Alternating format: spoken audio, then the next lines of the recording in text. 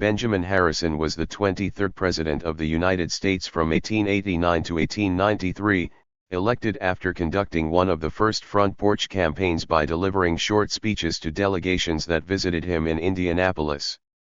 Nominated for president on the 8th ballot at the 1888 Republican Convention, Benjamin Harrison conducted one of the first front porch campaigns, delivering short speeches to delegations that visited him in Indianapolis. As he was only 5 feet, 6 inches tall, Democrats called him Little Ben. Republicans replied that he was big enough to wear the hat of his grandfather, Old Tippecanoe. Born in 1833 on a farm by the Ohio River below Cincinnati, Harrison attended Miami University in Ohio and read law in Cincinnati. He moved to Indianapolis, where he practiced law and campaigned for the Republican Party. He married Caroline Lavinia Scott in 1853. After the Civil War, he was colonel of the 70th Volunteer Infantry. Harrison became a pillar of Indianapolis, enhancing his reputation as a brilliant lawyer. The Democrats defeated him for governor of Indiana in 1876 by unfairly stigmatizing him as Kid Gloves Harrison. In the 1880s he served in the United States Senate, where he championed Indians, homesteaders, and Civil War veterans. In the presidential election, Harrison received 100,000 fewer popular votes than Cleveland, but carried the Electoral College 233 to 168. Although Harrison had made no political bargains, his supporters had given innumerable pledges upon his behalf. When boss Matt Key of Pennsylvania heard that Harrison ascribed his narrow victory to Providence, Key exclaimed that Harrison would never know how close a number of men were compelled to approach the penitentiary to make him president. Harrison was proud of the vigorous foreign policy which he helped shape. The first Pan-American Congress met in Washington in 1889, establishing an information center which later became the Pan-American Union. At the end of his administration, Harrison submitted to the Senate a treaty to annex Hawaii. To his disappointment, President Cleveland later withdrew it. Substantial appropriation bills were signed by Harrison for internal improvements, naval expansion, and subsidies for steamship lines. For the first time except in war, Congress appropriated $1 billion.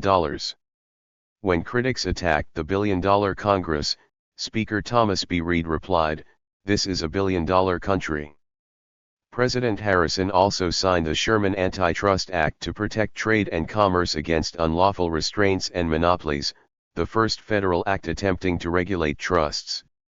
The most perplexing domestic problem Harrison faced was the tariff issue. The high tariff rates in effect had created a surplus of money in the Treasury. Low tariff advocates argued that the surplus was hurting business. Republican leaders in Congress successfully met the challenge. Representative William McKinley and Senator Nelson W. Aldrich framed a still higher tariff bill. Some rates were intentionally prohibitive. Harrison tried to make the tariff more acceptable by writing in reciprocity provisions.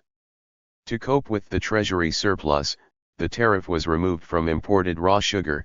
Sugar growers within the United States were given 2 cents a pound bounty on their production.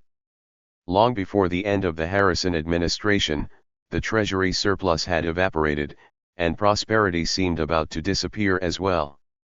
Congressional elections in 1890 went stingingly against the Republicans, and party leaders decided to abandon President Harrison although he had cooperated with Congress on party legislation.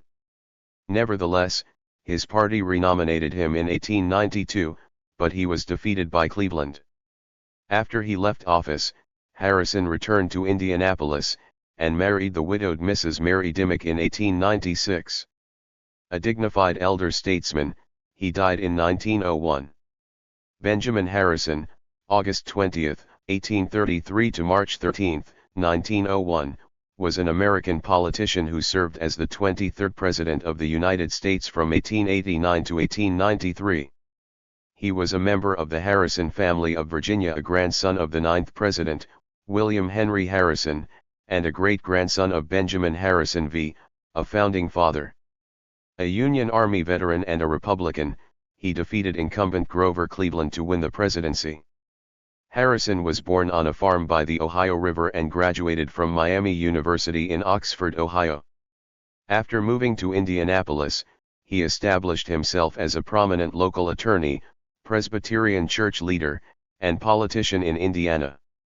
During the American Civil War, he served in the Union Army as a colonel, and was confirmed by the U.S. Senate as a brevet brigadier general of volunteers in 1865. Harrison unsuccessfully ran for governor of Indiana in 1876. The Indiana General Assembly elected Harrison to a 6-year term in the Senate, where he served from 1881 to 1887. A Republican, Harrison was elected to the presidency in 1888, defeating the Democratic incumbent Grover Cleveland in the Electoral College while losing the popular vote.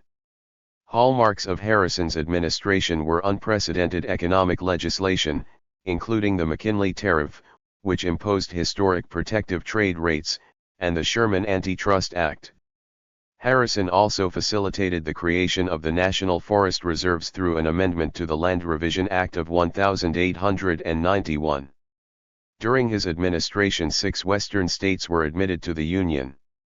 In addition, Harrison substantially strengthened and modernized the U.S. Navy and conducted an active foreign policy, but his proposals to secure federal education funding as well as voting rights enforcement for African Americans were unsuccessful. Due in large part to surplus revenues from the tariffs, federal spending reached $1 billion for the first time during his term. The spending issue in part led to the Republicans' defeat in the 1890 midterm elections. Cleveland defeated Harrison for re-election in 1892, due to the growing unpopularity of high tariffs and high federal spending. Harrison returned to private life and his law practice in Indianapolis. In 1899 he represented Venezuela in its British Guiana boundary dispute with Great Britain. Harrison traveled to the court in Paris as part of the case and after a brief stay returned to Indianapolis. He died at his home in Indianapolis in 1901 of complications from influenza. Many have praised Harrison's commitment to African Americans' voting rights, his work ethic, and his integrity, but scholars and historians generally rank him as an average president, due to the uneventful nature of his term. After he left office, Harrison visited the World's Columbian Exposition in Chicago in June 1893. After the expo, Harrison returned to his home in Indianapolis. Harrison had been elected a companion of the Military Order of the Loyal Legion of the United States in 1882, and was elected as Commander, President, of the Ohio Commandery on May 3, 1893. For a few months in 1894, Harrison lived in San Francisco, where he gave law lectures at Stanford University. In 1896, some of Harrison's friends in the Republican Party tried to convince him to seek the presidency again, but he declined. He traveled around the nation making appearances and speeches in support of William McKinley's candidacy for president. From June 1895 to March 1901 Harrison served on the Board of Trustees of Purdue University, where Harrison Hall, a dormitory, was named in his honor. He wrote a series of articles about the federal government and the presidency that were republished in 1897 as a book, This Country of Ours. In 1896, Harrison remarried, to Mary Scott Lord Dimmock, the widowed niece and former secretary of his deceased wife. Harrison's 2 adult children, Russell and Mary, disapproved of the marriage and did not attend the wedding. Benjamin and Mary had 1 child together, Elizabeth. In 1898, Harrison served as an attorney for the Republic of Venezuela in its British Guiana boundary dispute with the United Kingdom. An international trial was agreed upon. He filed an 800-page brief and traveled to Paris, where he spent more than 25 hours in court on Venezuela's behalf. Although he lost the case, his legal arguments won him international renown. In 1899 Harrison attended the first peace conference at The Hague. Presbyterian General Assembly Special Committee on Creed Revision, including Benjamin Harrison and Judge Edward William Cornelius Humphrey. Harrison was an active Presbyterian and served as an elder in the First Presbyterian Church of Indianapolis and on a special committee on creed revision in the National Presbyterian General Assembly. He died before he could cast his vote at the meeting. In February 1901, Harrison developed what was thought to be influenza, then called grippe, which later proved to be pneumonia. He was treated with steam vapor inhalation and oxygen, but his condition worsened. Harrison died from pneumonia at his home in Indianapolis on March 13, 1901, at the age of 67. His last words were reported to be, "Are the doctors here? Doctor, my lungs." Harrison's remains are interred in Indianapolis's Crown Hill Cemetery, next to the remains of his first wife, Caroline. After her death in 1948, Mary Dimmock Harrison, his second wife, was buried beside him. Historian Charles Calhoun gives Harrison major credit for innovative legislation in antitrust, monetary policy and tariffs. Historians have often given Secretary of State Blaine credit for foreign policy initiatives, but Calhoun argues that Harrison was even more responsible for the success of trade negotiations, the buildup of the Steel Navy, overseas expansion, and emphasis on the American role in dominating the Western Hemisphere through the Monroe Doctrine. The major weakness Calhoun sees was that the public and indeed the grassroots Republican Party was not fully prepared for this onslaught of major activity. The Democrats scored a sweeping landslide in 1890 by attacking the flagship legislation, especially the McKinley Tariff, because it would raise the cost of living of the average American family. McKinley himself was defeated for re-election. According to historian R. Hal Williams, Harrison had a widespread reputation for personal and official integrity. Closely scrutinized by Democrats, Harrison's reputation was largely intact when he left the White House. Having an advantage few 19th-century presidents had, Harrison's own party, the Republicans, controlled Congress, while his administration actively advanced a Republican program of a higher tariff, moderate control of corporations, protecting African American voting rights, a generous Civil War pension, and compromising over the controversial silver issue. Historians have not raised serious questions about Harrison's own integrity or the integrity of his administration. Following the Panic of 1893, Harrison became more popular in retirement. Scholars have argued that his economic policies contributed to the Panic of 1893. His legacy among historians is scant, and general accounts of his period inaccurately treat Harrison as a cipher. More recently, historians have recognized the importance of the Harrison administration and Harrison himself in the new foreign policy of the late 19th century. The administration faced challenges throughout the hemisphere, in the Pacific, and in relations with the European powers, involvements that would be taken for granted in the 21st century. Harrison's presidency belongs properly to the 19th century, but he clearly pointed the way to the modern presidency that emerged under William McKinley. The bipartisan Sherman Antitrust Act Harrison signed into law remains in effect and was the most important legislation the 51st Congress passed. Harrison's support for African American voting rights and education were the last significant attempts to protect civil rights until the 1930s. His tenacity in foreign policy was emulated by politicians such as Theodore Roosevelt. Harrison was memorialized on several postage stamps. The first was a 13-cent stamp issued on November 18, 1902, with his engraved likeness modeled after a photo his widow provided.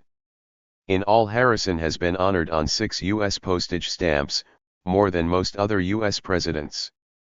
He also was featured on the $5 national bank notes from the Third Charter period, beginning in 1902. In 2012, a dollar coin with his image, part of the presidential $1 coin program, was issued. In 1908, the people of Indianapolis erected the Benjamin Harrison Memorial Statue, created by Charles Niehaus and Henry Bacon, in honor of Harrison's lifetime achievements as military leader, U.S. Senator, and President.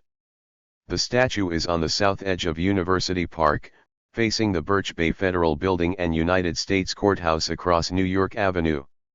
In 1951, Harrison's home was opened to the public as a library and museum. It had been used as a dormitory for a music school from 1937 to 1950. The house was designated a National Historic Landmark in 1964. Theodore Roosevelt dedicated Fort Benjamin Harrison in Harrison's honor in 1906. It is in Lawrence, Indiana, a northeastern suburb of Indianapolis. The federal government decommissioned Fort Harrison in 1991 and transferred 1,700 of its 2,500 acres to Indiana state government in 1995 to establish Fort Harrison State Park. The site has been redeveloped to include residential neighborhoods and a golf course. In 1931, Franklin Hall at Miami University, Harrison's alma mater, was renamed Harrison Hall. It was replaced by a new building of the same name in 1960 and houses the college's political science department. In 1966, Purdue University opened Harrison Hall, an 8-floor, 400-room residence hall. Harrison served as a Purdue University trustee for the last 6 years of his life. Thank you for watching this video.